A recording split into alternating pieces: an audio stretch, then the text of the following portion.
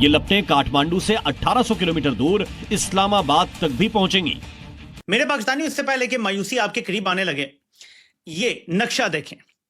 انقلاب سری لنکا سے شروع ہوتا ہے، بنگلہ دیش پہنچتا ہے، بنگلہ دیش سے نیپال جاتا ہے، اور دیکھ لیں کہ پاکستان سے کتنا قریب آپ پہنچا ہے۔ صورتحال بڑی خراب ہو گئی ہے۔ آپ کو سننے کو اور دیکھنے کو تو یہ لگے گا کہ جس طرح کسی اور ملک کے اوپر حملہ ہوا ہے، لیکن یقین مانیے جب آپ ارد گرد کے حالات کو دیکھتے ہیں تو اس خطرے کی گھنٹیاں پاکستان جیسے ملک کے اندر بھی بجنی چاہیے۔ ایک پیٹرن ہے پورا جو نیپال کے اندر ہوا، وہ اس لیے نہیں ہوا کہ سوشل میڈیا تھوڑی دیر کے لیے بند ہوا تھا، وہ اس لیے ہوا کہ وہاں کے حکمرانوں کا جو عیاشی والا طرز زندگی ہے اسے دیکھ دیکھ کر نوجوان اکتا چکے تھے۔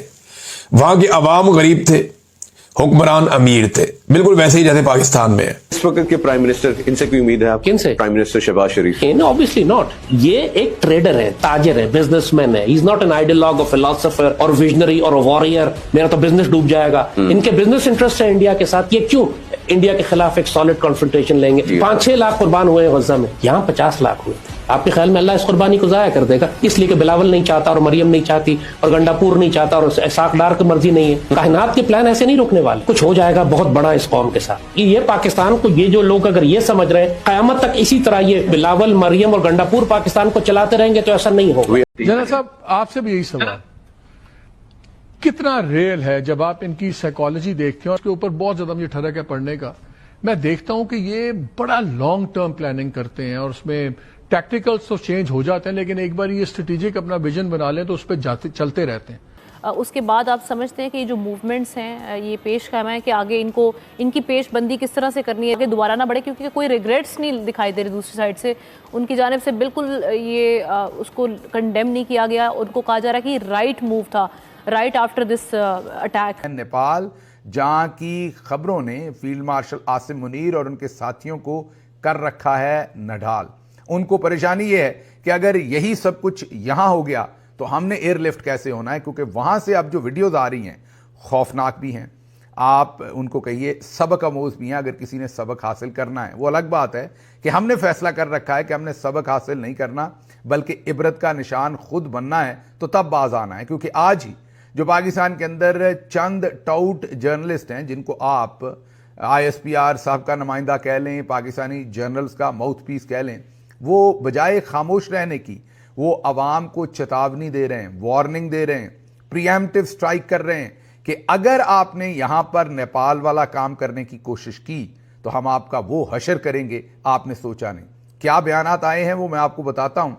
میں کئی دفعہ کہہ چکا ہوں کہ یہ نظام اپنی لائف گزار چکا ہے، یہ بری طرح فلاپ ہوا ہے، بدترین اس کے ریزلٹس ہیں، اور اب یہ دھیرے دھیرے ختم نہیں ہوگا۔ ایک عرصہ ہوا یہ آخری ہچکیاں لینے لگا تھا، لیکن اب یہ سلسلہ فاسٹ فارورڈ میں آپ دیکھیں گے ان قریب، یعنی with in a matter of weeks یہ نظام آپ کو کلیپس ہوتا۔ کلیپس تو ویسے اب بھی ہو چکا ہے، ہر چیز چوک ہو چکی ہے، لیکن یہ باقاعدہ امپلوڈ ہوتا، دھڑام سے گرتا آپ کو نظر آئے گا۔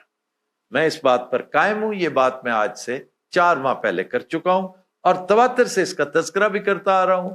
میں چھوٹے چھوٹے انڈیکیٹرز کی نشاندہی بھی کر رہا ہوں اور ساتھ ساتھ تجزیہ بھی کرتا چلا آ رہا ہوں۔ اس کے نتیجے میں تمام پرانے منوٹنس یبوست زدہ چہرے تبدیل ہو جائیں گے، یکسر غائب ہو جائیں گے۔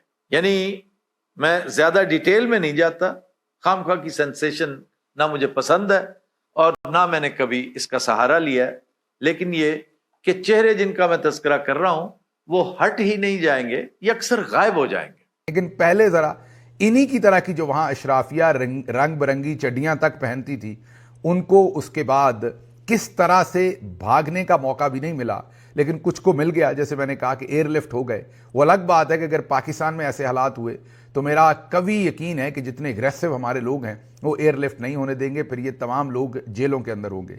لیکن نیپال سے جو ویڈیوز آ رہی ہیں انہوں نے ایک عجیبی اب صورتحال جو ہے وہ دکھائی ہے۔ یہ ذرا پہلی ویڈیو آپ کے سامنے رکھیں، یہ آخری لمحے کی ویڈیو ہے۔ آخری لمحے، اتنا وقت بھی نہیں تھا کہ ہیلی کاپٹر لینڈ کروا کر اشرافیہ کو اس ہیلی کاپٹر کے اندر بٹھایا جا سکتا۔ رسے کے ساتھ لٹکے ہوئے ہیں. اگر ان میں سے کوئی ایتھلیٹک نہ ہوتا یا رسے سے لٹکنے کی یا آپ کہیں کہ بازوؤں میں اتنی طاقت نہ ہوتی تو یہ کہیں درمیان میں ہی گر جاتے. یہ سوشل میڈیا کا دور ہے. ہر چیز کے اثرات ہوتے ہیں اور خطے کے اثرات بھی ہم تک پہنچنے والے ہیں. کوئی تو وجہ ہے نا کہ کمپنی سرکار نے تمام میڈیا کو کہا کہ نیپال کے انقلاب کی تم نے خبریں نہیں چلانی, اگر چلانی بھی ہیں تو بالکل اس کو لو ٹون میں بتاؤ. یہ گھبرائے بیٹھے ہیں. میں بھی کمپنی کے ایک چمچے کو سن رہا تھا, وہ کہتا ہے کہ دیکھیں یہ جو جین زی ہے نا, اس کو کچھ پتہ ہی نہیں ہے, انہوں نے کوئی کتاب نہیں پڑھ رکھی. ان کو کیا پتا کہ جب بھی کہیں انقلاب آتے ہیں غریب لوگ ہمیشہ اشرافیہ کے خلاف انقلاب لے کے آتے ہیں. انقلاب کی ساری تاریخ دیکھ لیں, لٹے پٹے غریب لوگ جن کے پاس کھانے کے لیے کچھ نہیں ہوتا وہی انقلاب لے کر آتے ہیں. اور اس کے بعد اشرافیہ کے ساتھ کیا ہوتا ہے. بابا کوڈا نے بڑے مزاحیہ انداز میں ایک چیز بتائی ہے جو ہمارے جرنیلوں کو سمجھنی چاہیے. لکھتے ہیں نیپال سے تازہ ترین, جب نیپالی عوام وزیراعظم ہاؤس پہنچے تو گیٹ پر موجود بریگیڈیئر نے ان سے کہا کہ جب سے موجودہ حکومت آئی ہے سٹاک مارکیٹ اوپر اور ڈالر نیچے آیا ہے. اگلے ہی لمحے ہجوم اوپر اور بریگیڈیئر صاحب نیچے تھے. ہر ایک نے دل کھول کر چپیڑے مکے اور لاتیں رسید کی. بریگیڈیئر صاحب کہاں گئے یہ تو ابھی تک پتہ نہیں چل سکا. البتہ ان کی پھٹی ہوئی پتلون جائے وقوع پر ملی ہے. اللہ رحم فرمائے, خطے کے حالات بہت خراب جا رہے ہیں.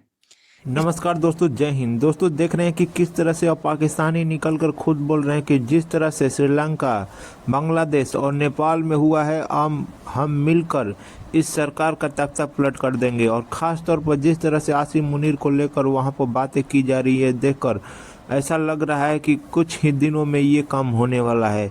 जिस तरह से पाकिस्तानी मीडिया इस बात को लेकर दबा रही है, उसी तरह से वहाँ के यूट्यूबर और ब्लॉगर मिलकर इस मुद्दे को उठा रहे हैं. साथ ही उसमें ये भी बताया जा रहा है कि किस तरह से यहाँ पर भी ये काम हो सकता है. दोस्तों इसको देखते हुए पाकिस्तानी सरकार ने सर्विलांस स्टार्ट कर दिया है. कई लोगों पर उनकी नज़रें रखी जा रही है कि इनकी बातों को क्या कह रहे हैं, किस तरह से पाकिस्तान में इसका काम होगा. इसी क्रम में कई बार इंटरनेट, मोबाइल, यूट्यूब कई बार बंद किए गए हैं, लेकिन इससे कुछ होने वाला नहीं है. जब होना होगा वो हो जाएगा. दोस्तों वीडियो पसंद है तो वीडियो को लाइक करें, शेयर करें और चैनल को सब्सक्राइब करें. इसमें बड़ी निशानियां हैं क्योंकि हमारे वाले भी कहते थे कि जब से ये हुकूमत आई है ना स्टॉक मार्केट ऊपर गई है, डॉलर नीचे आई. इनकलाब इस खित्ते में दस्तक दे रहा है. इतनी घुटन है पाकिस्तान में इस वक्त कि आप तसव्वुर नहीं कर सकते. इस वक्त कोई एक दुश्मन है पूरी कौम का तो वो सबको मालूम है, वन टू ऑल. कोई एक बंदा भी किसी शक का शिकार नहीं है. सिर्फ वो लोग हैं जो उसके साथ खड़े हैं मुल्क दुश्मन के साथ, जिन्हें वो नवाज रहा है और जो बिके हुए हैं, बस. उसके अलावा कोई शख्स जो ईमान वाला है या ईमान रखता है या उसमें गैरत है, इखलाकियात हैं, वो इस मुल्क दुश्मन के साथ नहीं खड़ा हो चुका. यानी जो हुज्जत है वो तमाम हो चुकी. देखिए आज तक तारीख में जितने इनकलाब आए हैं ना, जितने भी इनकलाब आए हैं, उससे पहले एक ना एक हुज्जत तमाम होती है. पाकिस्तान में ये हुज्जत तमाम 8 फरवरी को हो चुकी है कि जी क्या इमरान खान ने हमेशा ये रास्ता अपनाया जिसकी तरफ आगे ये मुल्क बढ़ रहा है, जिसकी वजह से सुबह भी मैंने